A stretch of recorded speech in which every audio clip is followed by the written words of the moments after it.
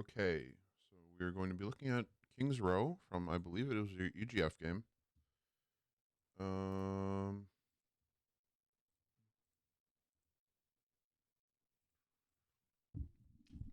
I have some notes that I already took for review. They are in the code channel. If you would like to look at them, it's entirely up to you. It doesn't really matter. I will also send the thing in it. The thing in it. What? Yeah, the thing. Okay, yeah. Our Orange has a VOD notes channel. I don't know if you guys want to do that. It's probably a better idea. I'm just gonna make one now. I lied. Sure.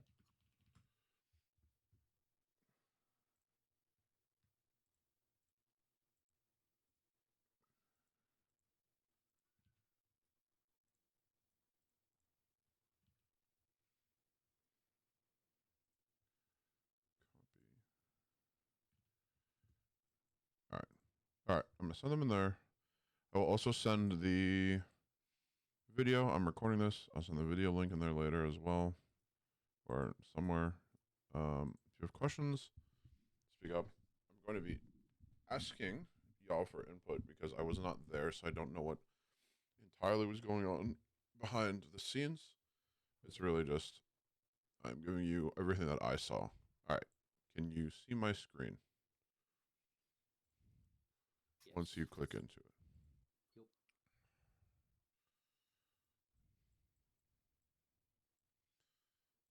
All right. That is a blue smiley face. All right. So, all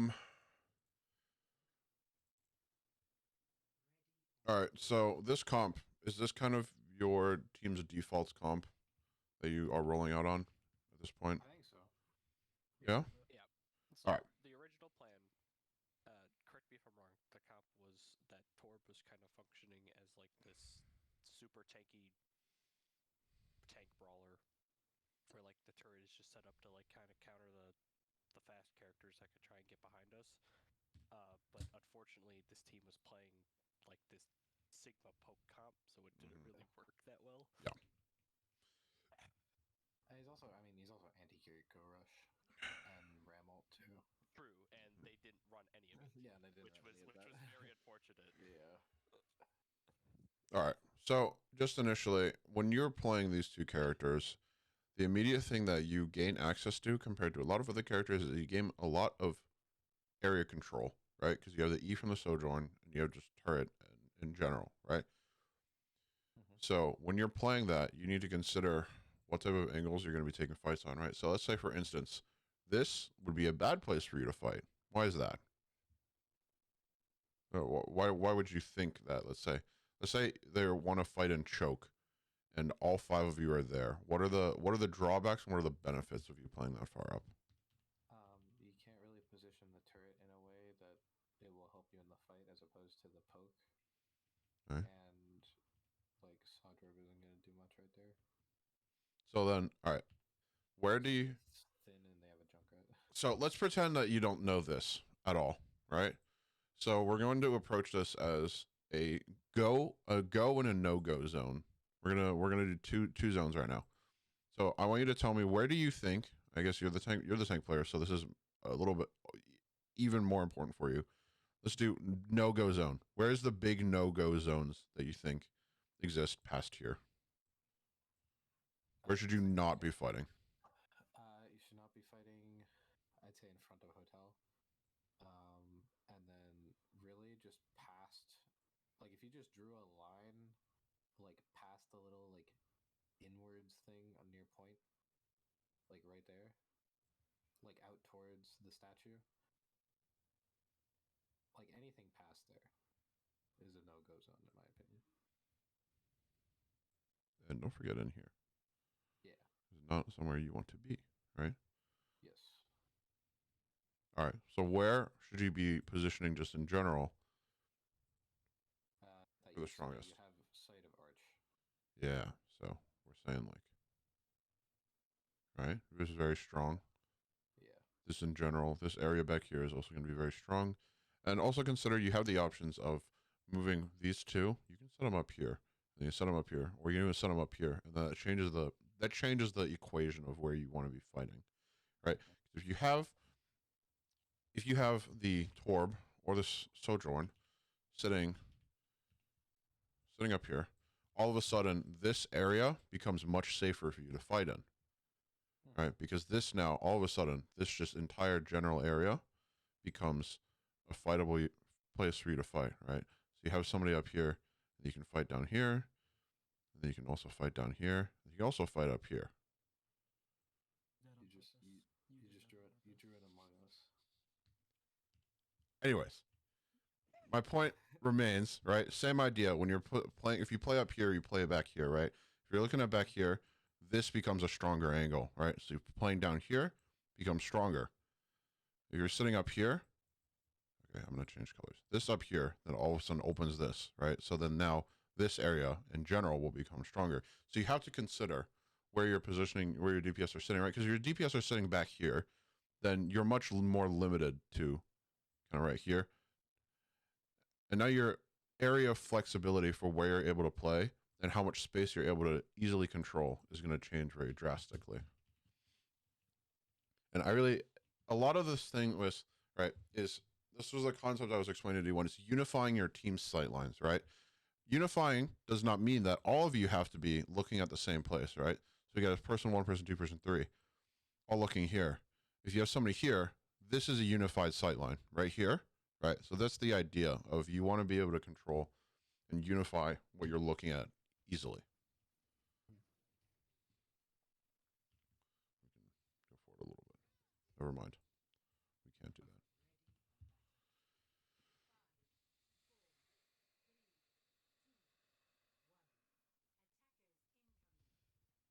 Also, just in general, Anderson, when you're playing just like on this map, on the Sojourn, you can start off rip in some much more aggressive places than back here. You don't have to be sitting. Why did it change? I Right. just don't like when I'm standing over on the left and then they peak height with a widow, and now I have to either dash across the open ground and die if they're good, or get pushed out by the rest of their team. Well, I'm not even saying that. This is a reasonable place for you to be as well, because this is a little bit more of an easy thing than like here and out or here and then out. How the team's standing, I don't know.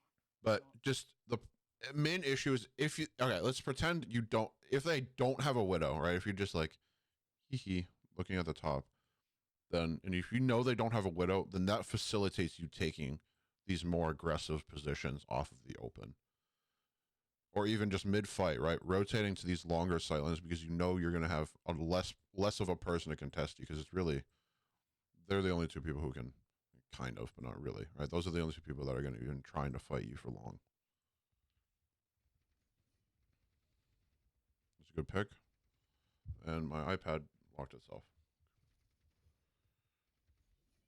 Right, so here's this idea, right? This is a bad place for you to be. Right, it's the whole idea of where, even though this opportunity presents itself, so I understand that in one situation, but then that requires a little then that demands even more resources out of here, right? I would say in the future, if you want to take this fight, I would recommend you instead walk through this way rather than around, because this is impossible to see. This is doable.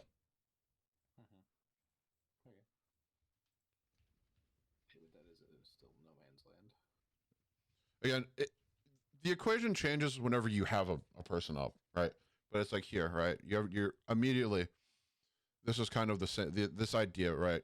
You walk forward, you try to take the space. Yeah, that's fine in theory, but it forces, this is a very bad place for you to control, because you have your two people sitting back here, and you've already gotten resources demanded out by your Sojourn because she had to disengage. And it's going to be and if your Kiriko wants to get to you, they have to use resources, which could otherwise be saved, right? So I don't want to make it too obvious, but right? She has to swift step here. In. Yeah. And then she's going to, if she had something there, in theory, she could have lived. Now, she stepped on a trap. Maybe it's also her fault, right? But it's right here. The instant you lose somebody here and you know they have 5, you just have to hard give. Like you just all 4 of you just need to leave, because you do not, with your with the way you want to fight with your comp, you won't have the sustain to fight against how much burst damage they have. Like even here, this is too aggressive, especially against Poke, right? Poke has this thing, right, where they are just constantly applying pressure, right? Most of their comps are going to have they get stronger, they get weaker, right? Et cetera, et cetera. You want to figure out your way when you're fighting, right? You need to figure out a way to maximize the time that you are spending above them rather than under them, right?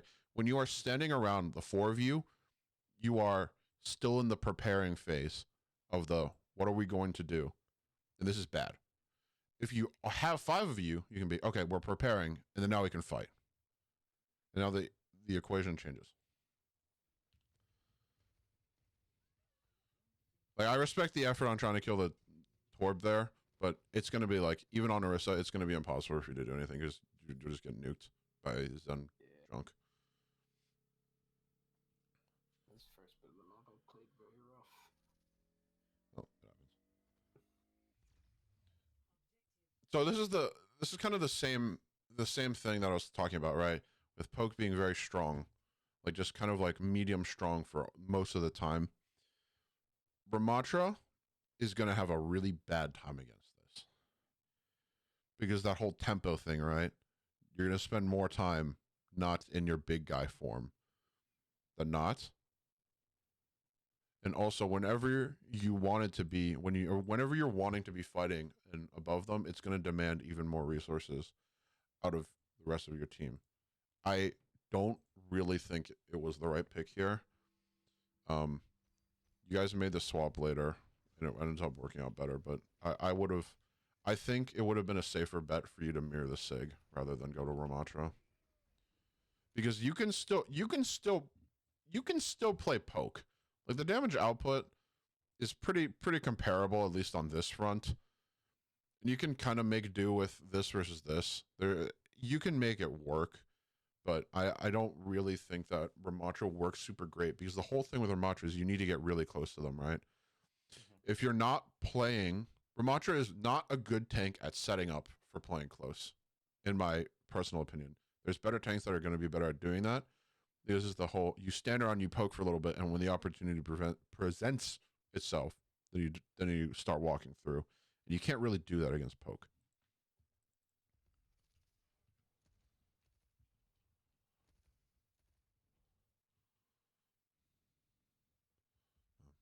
Good disengage, I guess. Y'all get out. It's fine. Stream froze for me. Is it frozen? It's normal for everyone else. Bruh. Is it? Yeah. I can turn it on and off again. No, it's just. I think There it's it is. just It's Okay. just probably me. There we go. That's better. All right. So let's say here, we're going to just ignore the fact that I don't like the Ramatra pick. Doesn't matter. What is coming back here, right? So all 5 of you are going to be coming back. What's your game plan, right? So you've made the comp switch. You've already lost the fight, whatever. You're coming back. You know they're going to have ults. How are you going to play these tight angles? And what are you going to invest in where? When, where, and what, right? Mm-hmm. The whole what, when, where, and then there's also the how, but we'll ignore that one for now. And the why is right now. Right now we're doing the why, right? So what are you going to use? What do you want to do, right? Well, we can go back to the whole idea of, right, when you're playing Ramatra, where in these general spaces is going to be strongest for you to be sitting, or your team in general? Corner. What are the challenges of you trying to walk up to the corner? They will poke us with So, 9 billion poke characters. how can you avoid that?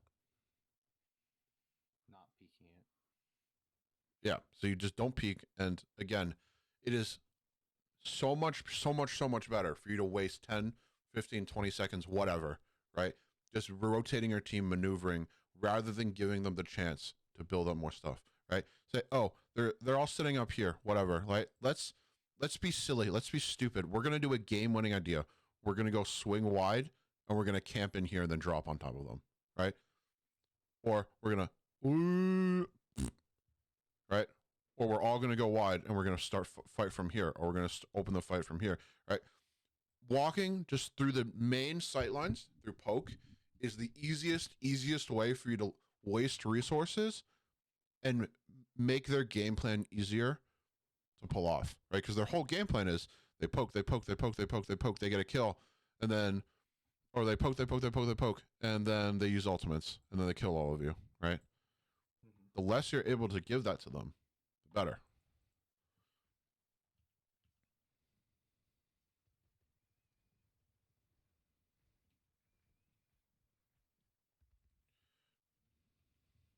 Move angles.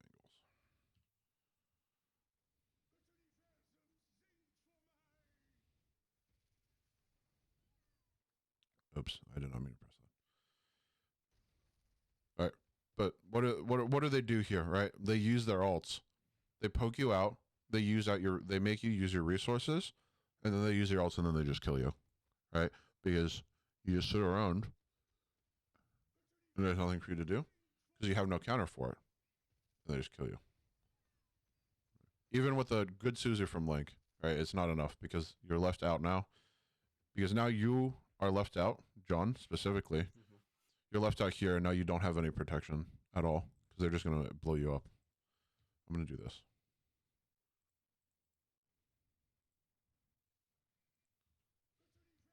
Go away. All right. So here, he has to use the Suzu, and then now you're stuck in there. And as much as I know you almost get the kill there, they just had too much damage and they nuke you. It's the same challenge, right, with Ramatra. Is Ramatra demands a lot of resources to be played effectively. If you want to walk in, you can do that, and he's really good at doing that, but he's not good at walking in without having support from the team.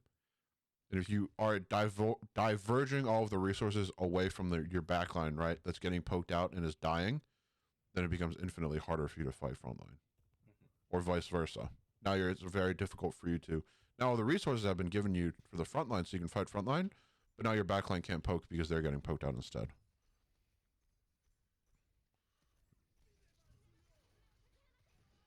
When you're fighting this general area, especially when it's really close, the absolute OP spot for you to play in is right here. All right, you don't even need to leave, because if you stand like right here, you can contest point from capping. This is a really, really strong spot. There is, I think it was at Boston, from D1. They played in here, and they had a absolute, like, I don't want to, I'm not gassing up too much, but they put on an absolute masterclass of playing OT out of here for like probably a solid half a minute, maybe more. Just like rotating, like touching. It is, if I can dig it up, I'll look for it at some point, but it was really, really well executed. But the whole idea is that when you're in here, this is kind of like still very safe, because let's say you're standing right in this area, right? Where are you exposed to against their team? Just in general, like anybody. Or back here, even. Just like far left. Yeah. And like, that's really and who's gonna go back here mid-fight, right? Who's gonna be like, oh, I'm gonna be stupid. All right, this is pretend. But right, let's say normally, but even then, right now it's one person compared to, 1, 2, 3, 4 people. We're looking at you, right? Like, 3 of them are far enough back that they can't even like really influence damage on you in that cubby anyways. So it's really only the Sigma shooting us in there. Yeah. And I'm gonna be beating a dead horse in here just through this entire thing. But playing against poke is something that all of the teams like last year also struggled against. But it's always just working the angles against them. It's not working your angles. You have to sacrifice stuff against poke because you don't have the wide control that the other team is going to have, right? Because they can do it.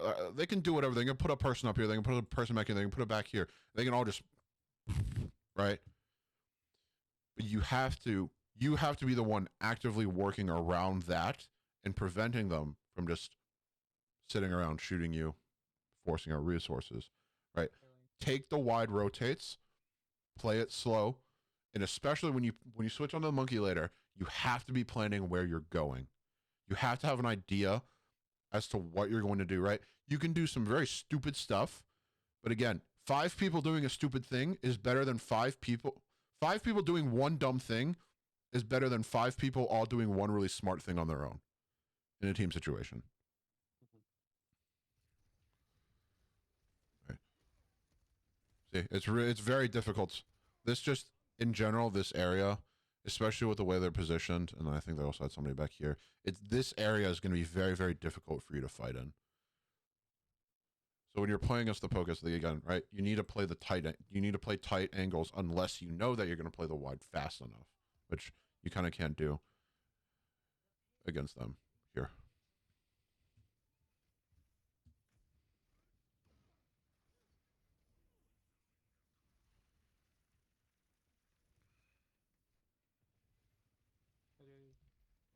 Hello.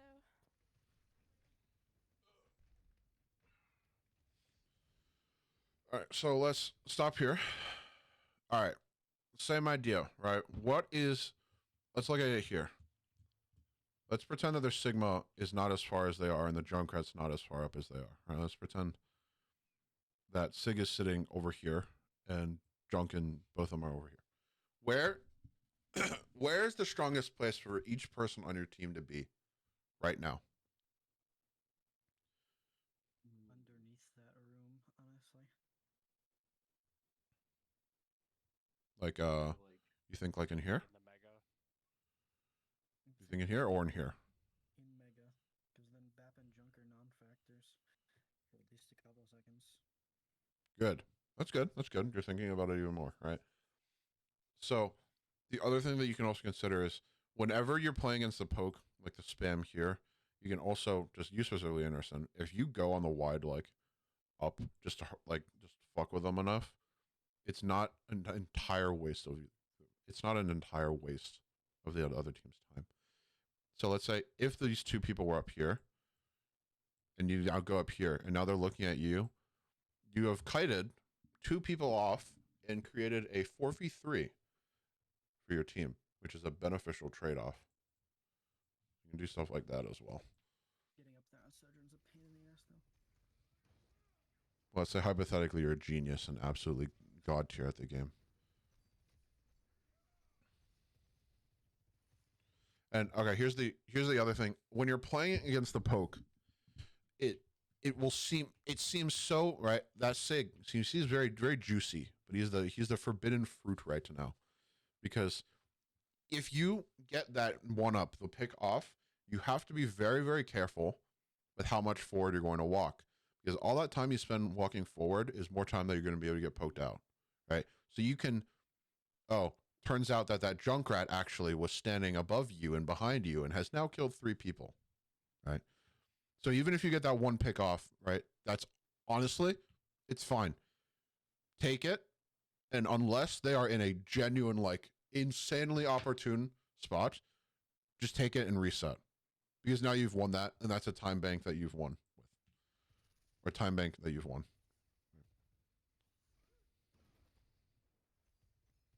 Hey. All right, that's unfortunate. All right, so that works. And it's also, obviously, against the poke, it's going to be a lot harder for you to fight the long angles because they're just going to come back. It's the same idea, right? You get that one pick, and then, actually 10 seconds later, somebody else is back again, so you can't push the advantage as much as you would like.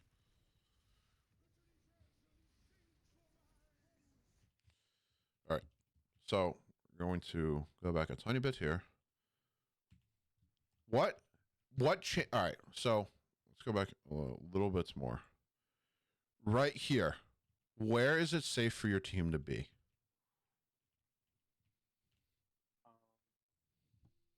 I mean, as of right now, maybe like towards the left on the corner. Not. Yeah, right now there. Yeah. Not pushing him. Now, right? What now? These people are about to move up in a second. Okay, when they move up, yeah, a little bit They backwards. move up, you lose the entire corner, so then you kind of have to play in the mega. What now? All right, let's say what now. Pretend that the SIG's not ulting. What now? Right? Especially not where I am right now. So you have to. It's this whole. It's like again, right? It's the rotating. It's you understand where is safe, where is not safe. If you think that say area A is safe, and then all of a sudden area B is now your safe zone, you should not be. This is a very shitty Venn diagram, right? This part of area A is not safe now. This part of area B is very bad because you are going to be useless. So you have to be able to find the balance as to where you're able to poke. This is like an example. Don't not precisely right here, right? You need to know. You need to be posturing yourself to have to reposition against the spam. You have to know, okay, all this is safe. All of a sudden it's not. It's kind of the same idea when you're playing Zarya, right? When you're playing Zarya and you have bubble up, you can go like almost anywhere you want. When you're playing Zarya and you don't have bubble, it drastically changes what's safe and what's not for you to play safe. Because it's going to be. This seems like it could work, right? And I know it's like, oh, silly tank moments. You're going to go through and kill everybody, but do you think you're going to be able to kill all 4 of them faster than he is? No. It's like it's not a. It's. I think my thought here was that I sit here and block and I'm holding the 4 off and we can look at the SIG behind us. Did you say that to your team? I didn't and I should have. Okay. See, I like the idea. It could have worked. But that's like the kind of thing that you got to say. Like, say something like, "I'm kiting, turn SIG," something like that, right? You gotta communicate the idea. I also that's just what I'm thinking of like what my mind I don't remember exactly what my thought was, but if there was a good reason, I think that would be like a play that we could do there. It could have just been like I'm just stupid. I see 4 squishies and I hit ult. I mean, like seeing that and like hearing that on paper, that doesn't sound like a bad idea. Especially since like if you do knock the SIG down here, he definitely does not have a lot of resources. But yeah, I don't think that we con that. Yeah. So it's not. I don't think it's a bad idea. Again, I'm also gonna cut you some slack, right? Everybody, 3 of the people on your team have played together a good bit, and then not so much comparatively. So again, it's reasonable. I wouldn't expect you to be lyrical genius when it comes to your team. Yeah. But this idea is this is really difficult, right? Because like, let's see, that was funny. Can it play? He is gonna get. He is gonna have a lot more help than you are in this scenario. Because they can just. He's gonna come up here and then he can just shoot up here. So it's gonna be very hard. It's gonna be very challenging. Put my notes back up. My fucking. Stop blocking! I have to ask. You were talking about the zone stuff earlier, right? Sure. So say that we are playing like at the corner, like before we were kind of like floating like in this like back area, like kind of in between like the big mega room. Like yeah, like here. Like, Okay, you're playing close. Say that we have our ram like at that corner. Sure. Is that still a dangerous area to stay in when the SIG comes down? Because at that point, like we're already close enough that we could technically brawl him, right? You need to all be there. Okay. Which is not the scenario because you have some people standing in the back playing to be safer, right? Again, it's the same thing. 5 people doing one stupid thing is better than you all being smart and splitting up. You can do like, honestly, I'm going to be honest. If you wanted to be some funny people, you could be playing these super tight angles and then just rush onto them. Just speed. Just play like pseudo brawl. We had ram ults. That actually was probably just good there. You can, right, playing fast against spam is very, very strong because it's the whole idea, right? They have less time to poke you. So even like throughout the entire game, you could be playing the super tight angles and then just walk onto them out of nowhere. But you're all split, and it just kind of is what it is.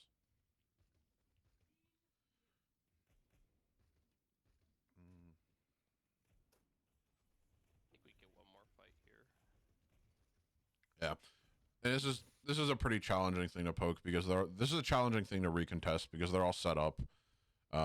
Jade flies fucking into NASA space moment and gets on a point, but oh no.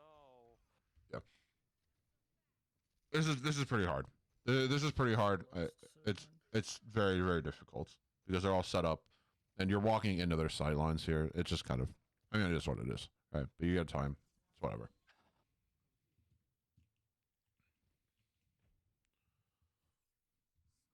Genius ball swap. World's smartest ball gameplay. For a quarter of a second. All right. Now we get to start over, but from the other side. All right. I'm gonna be honest. See, I like this. I like this. I like this.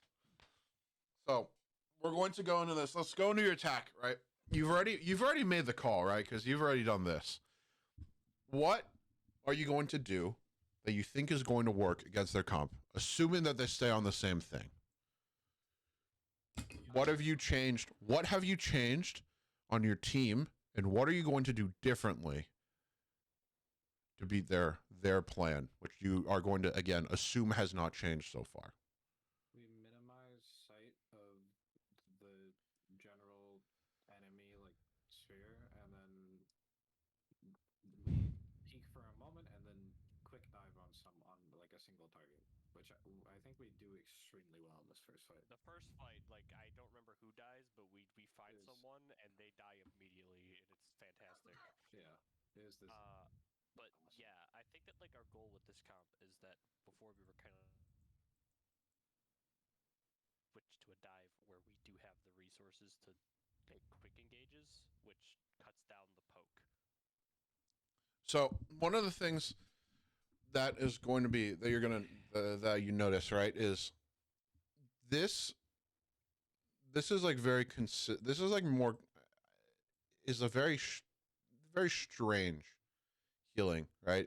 It's kind of like you have Bad. It is bad. they don't have anything to prevent them from just exploding besides lamp, really, And lamp isn't real. because they have no mobility. All right, so you're coming out here. What do you immediately notice is going to be like what's your plan? And holy, get a little further out. All right, you scouted out. You know where most of their team is. Where do you want to take? Where is free for you at no detriment? Where do you want to go right now? Behind statue. Okay, anywhere else? Not where the SIG is, which is where I go initially. Okay. So this is going to go back to this thing. I also talked to this with Peter. When you're playing Monkey specifically, if you can get an engage without you using to have jump or without you needing to use jump, it is significantly stronger because I don't like to say it. It sounds stupid, but Monkey also has a tempo when you're playing him. It's the tempo that's dictated by you having jump or not, really, is what it is. When you burn jump to fight, you are very, very in for 6 seconds. I don't remember the cooldown off the top of my head. I think it's around 65. Yeah. But now, if you change the idea of that tempo, you can, right, this is just kind of like, come on, man. It's okay. But you need to know, like, the whole idea of your tempo, right, is where is strongest for you to go without having to use jump. I'm going to be honest, on Monkey, I much prefer you burning a jump to reposition and then prepare for a fight than just blind diving in. Yeah, here I peek, I see the Zen in the back, and I think we call a 3-2-1 with Scott going behind. Okay. And then we go past. I think I wanted us to kill Junkrat standing in front of statue, but Yeah, that's a little bit hard. I'm gonna be honest. They get a pretty golden opportunity to jump on the split in a second. So it's reasonable. It's reasonable to call the junk here, to be honest, but it's very difficult to target him. well, once he does Right. whatever this is, like This is I don't know. this is reasonable, but this is also reasonable. I don't think that there's a wrong in this scenario. I truthfully think it's like Because of where our tracer is. it's like 60-40, It's just which the right decision is. You could do either one. It'll end up with you winning either way, but you're going to win a little bit faster if you go for the backline jump. true. Because like this is dumb, right? Even without them turning, like he's still dead either way. But they're just going to die faster, and killing 3 people is better than killing 1 person.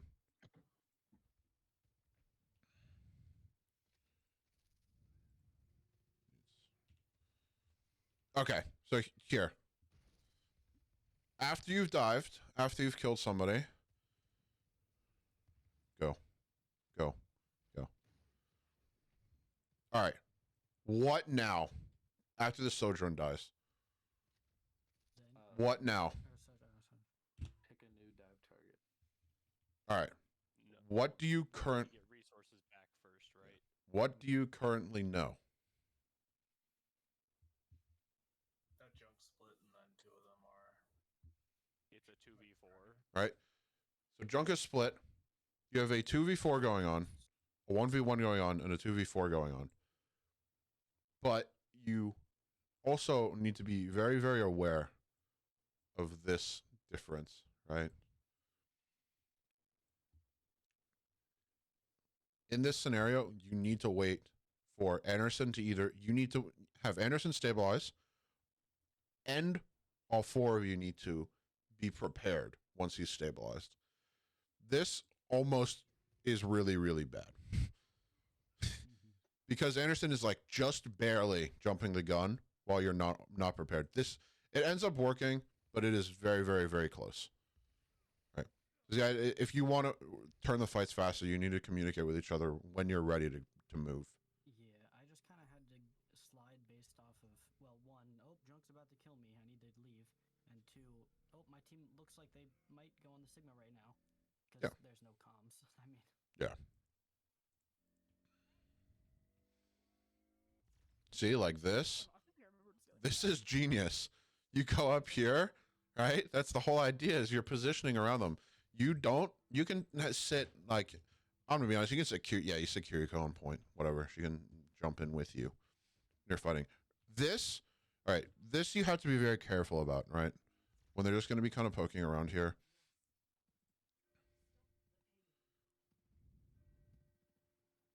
Like around here, right? This is very questionable who's benefiting more at this point when you're just sitting around and poking.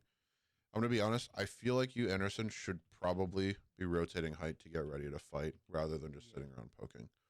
Because you can have Blank sitting on point, whatever. You could have Jade sitting on point, whatever. They can just be hanging around. But you poking doesn't benefit you more. It doesn't benefit you more than it does him at this point. Stop! That's unlucky. Yeah, that's unlucky. All right, here, you honestly, there's no need really for you to drop off of height there, John, to be entirely honest. All right. I think about this place I thought about this place so much over the past few days and how terrible I played it with speed in this arch. Like, It's okay. But right, there is no you on your comp, you will not benefit. Let me move again.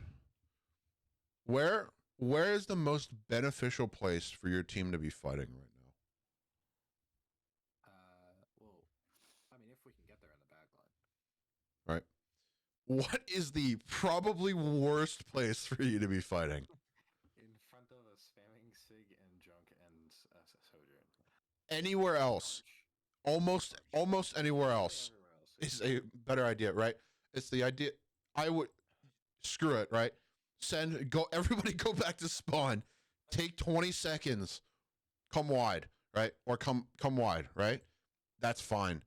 But the whole thing with dive is you have to be playing. If you want to play dive and you want to play it effectively, you have to be willing to spend the time to take your rotates and take the wide rotates, because you cannot just blind dive unless they're really bad. But you know that they're not at this point. You can't just blind dive and pray that it works, because dive requires you need to know your dive path, right? You can take the time to facilitate you getting the long angles, right? This just generally, like, I understand you want to like have point control, and that's reasonable, right? That's like a normal thing to want to do, but it doesn't benefit you here. Being this like whole stretch kind of fighting for payload control is effectively useless. Because you don't benefit anything from standing on point here. You're Should be clear them out and then take part. yeah. Find your fight and posture yourself to fight wide, and then you go back and take point, and then you push back. Then you push it up a little bit. Once they start coming to get back, have like lank on point or something, reset, right? And then you jump again. And honestly, it's okay. Like, I understand. Dive has a lot. I feel like dive has a lot more nuance to it than most of the other game like play styles do, because it requires the commitment and being willing to set up for stuff. Right? What is your team going to, just like anybody, what is the point of you just, what are you going to benefit from standing around here poking against a poke comp? Nothing.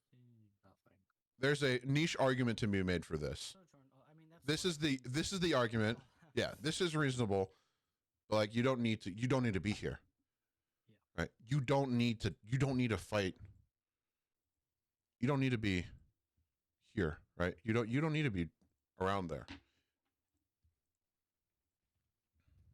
Because this is just it, right? You're just trying to play through Arch. It's just, all right, here's the other thing, right? So when you are going, if you're going to plan a dive, right? If you're going to dive from here, what does that give them? It kind of tells them where you're gonna dive. Because there's really only one place you can go, which is just straight past them into the back. Let's say, They're all okay. When you land, they're all looking at you from different angles as well. Yeah. Like, I think I skipped a little too far. Oopsie. All right. So even like up here, right? Up here gives you more of an idea, right? More of a flexibility to drop maybe onto here or onto here, or like they think you're going to do is in, right? But if you're fighting from just like in arch, the only thing you really want to do is jump here, right? Because there's no point of you just walking a little bit and trying to kill somebody. When you're playing dive, like 50% of the strength that comes from dive is you being able to dictate when you want to fight. That's the absolute like biggest strength of dive is you should be like, yes, we as a team are now going to fight. Otherwise, you should be like, no, we are setting up, or we're hiding, or we're stabilizing. Or you're, because right now it's just like you're kind of like scouting, right? What's the monkey gonna do here? I wonder. All right, it's the, Press the shift. and I don't want you to, and John, I don't want it to sound like I'm hardcore like target ragging on you, but it's very important because you're the one dictating where your team is generally going to be going. No, it is. Yeah, right. Greg killed Don't worry. 9. I mean, it ends up like it ends up working, right? It's like kind of close enough, but it almost like kind of doesn't. Young Greg kills 9. Unrelated to the VOD, you could see the stupid tracer recall bug in that fight where I Yeah. recall out of the Sigma ult and I still get hit by it. They talk about that on the what is it on the stream? They were like, "Did I just see that properly?" All right, Scott, It's so annoying. you got the right idea.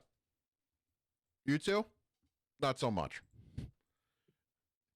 Right? Again, setting up. All right, never mind. Anderson, I lied. This is fine. Jade's helping me out. Okay, whatever. This is fine. Actually, never mind. I was being mean for no reason. All right, here. I actually had a note on this. again, you sitting around here doesn't do anything, right? You want like your whole team, like even Scott, you could be going like up here, right? I would rather have all four of you sitting up here and just hiding, just waiting, than just have Lank play little bait, right? You can do that. You can do stupid stuff like that with dive. You can do that in general. You can do stupid things because it's going to help you win the fight, right? If it helps you win the fight, it's not stupid. But just kind of this general, like you're kind of gauging where you want to go. You're like looking around. This isn't really benefiting your game plan very much.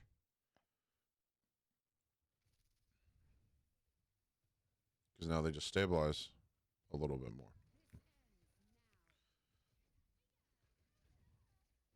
And then Lank gets caught out behind you. And it's really hard for you to stabilize because Junkrat just kind of does what he does. Here. All right. I want you to know I watched this part from your perspective, John.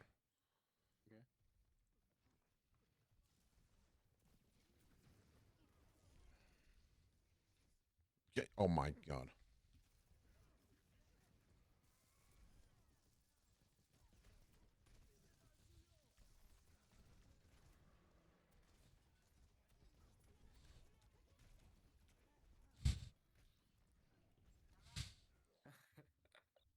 I understand. I really do. I really understand like just absolutely fucking tunnel visioning onto people, especially when when he's been causing problems.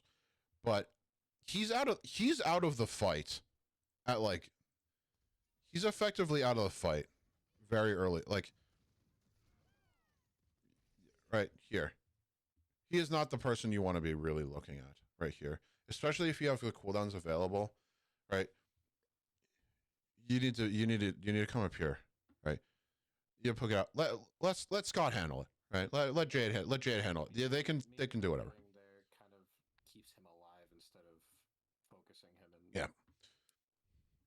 You can trust them. You can. Jade's good at the game. Her Lucio makes me want to kill myself when I play against Pugs.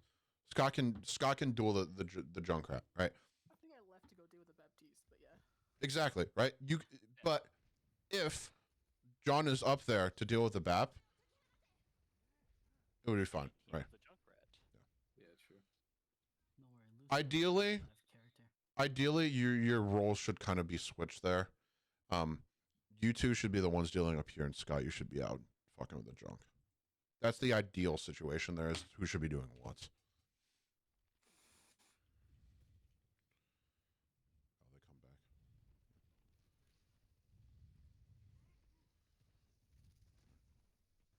This is fine. Just you need to be a little bit aware of the Kiriko problem that stayed around for a little too long. This beat was enormous. I remember this. Gavin would be proud. That was huge. The actual beat from the Storm's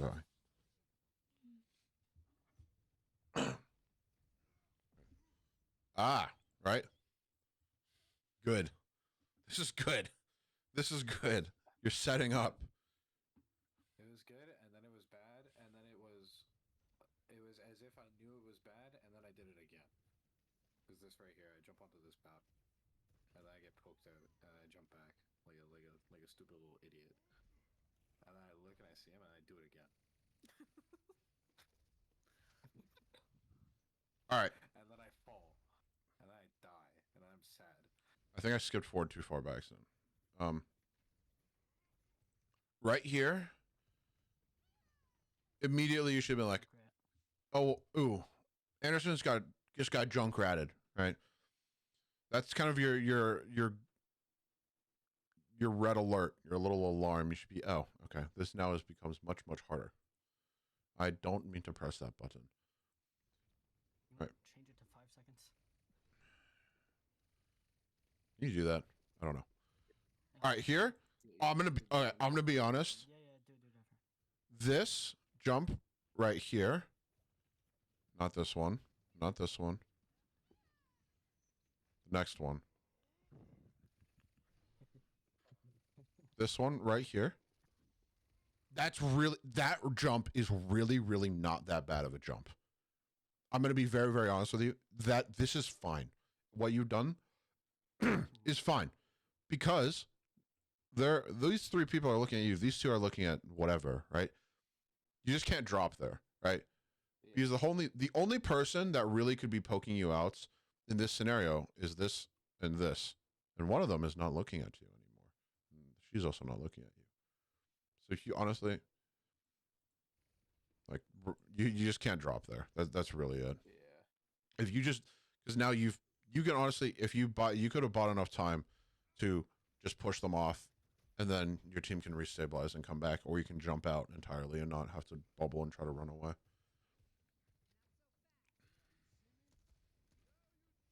You got to know when to leave. Yeah.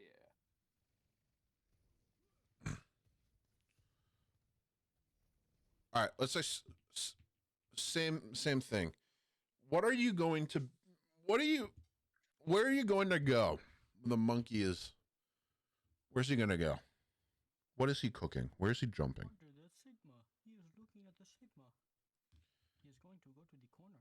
Monkey here is a little difficult. It's difficult to play. Yes. But this is not a very great spot for your kind of a team in general. Scott is ready to take the flank.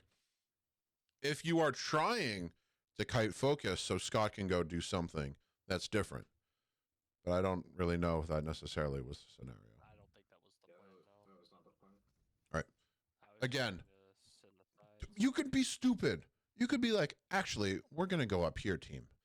And we're going to now jump here. That's fine. Considering there's a Junkrat up there that would have. Yeah, maybe then you would have sniffed him out and they would have blown you up.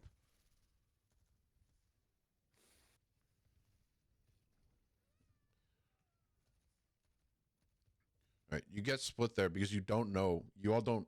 All of you don't know where you want your dive pass to be.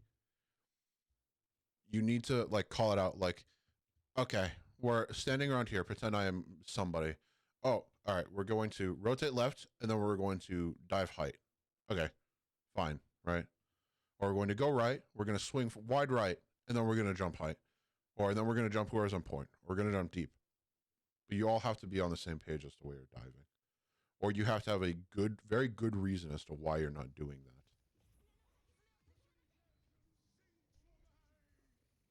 This map did go really long, though. We have 5 minutes. You are very, very fragmented. You're kind of all in different places at once.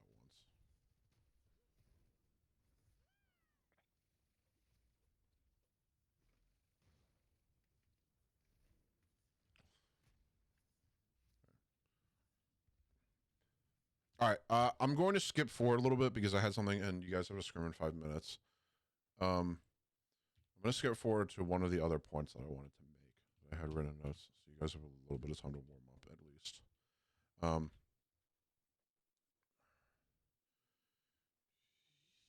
Is it here? No, it is here.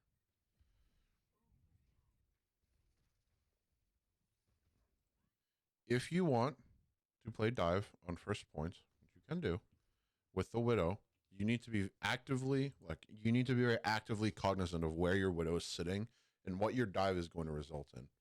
If you are moving yourself into a 4v5 situation, then it's probably not a great dive.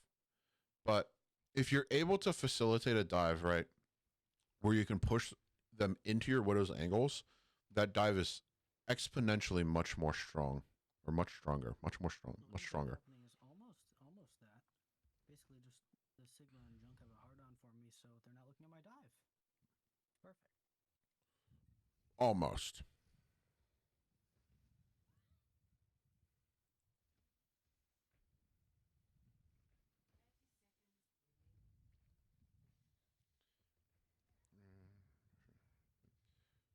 So you need to be, especially with the Widow, you kind of need to, because we're really close there, you really need to be trying to play to enable your Widow in that specific scenario. It's very, very difficult because I'm going to be honest, if you know that these are just going to go fucking laser focus, then all four of you should just be like, okay, we are either going to look at these two, and hard beam them, or we're going to look at these three and jump on them instead. But the problem is they have the ability, they get in time, they're able to kill Frost, and then they can turn around, and now you're stuck back in a 4v5. And then here you're kind of just pressed for time. It's very difficult.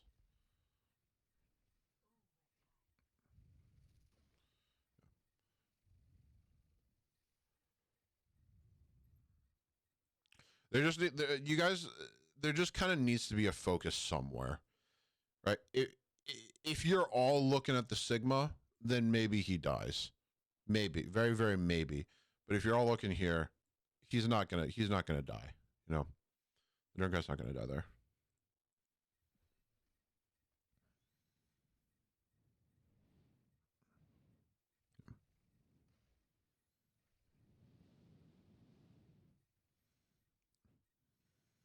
There's a lot of people getting low, and not a lot of people dying, which is very unfortunate. All right. Are there any questions, comments, or concerns from that initially? I'm gonna let you all go soon because your scrim's gonna start soon.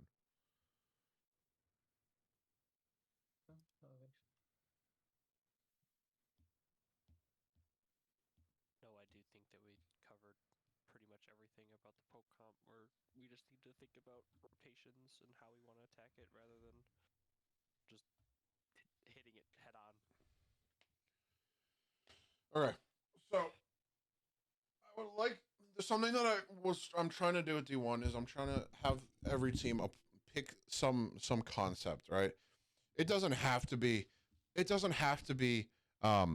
like something super broad. It can be something super minor. And I want you all to take that concept and take it right into scrim. So you're about to go into a scrim.